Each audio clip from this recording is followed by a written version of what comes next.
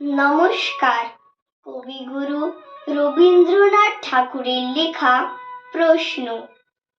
ভগবান, তুমি যুগে যুগে দূত পাঠাইছ বারে বারে দয়াহীন সংসারে।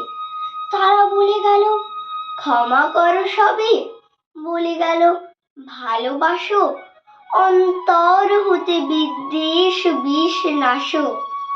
বরণীয় তারা, স্মরণীয় তারা, তবুও বাহির দ্বারে আজি দুর্দিনে ফিরানো তাদের ব্যর্থ নমস্কারে।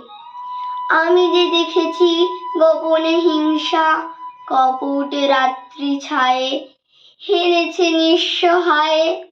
আমি যে দেখেছি প্রতিকারহীন শক্তের অপরাধে বিচারের বাণী নীরবে নিভৃতে কাঁদে।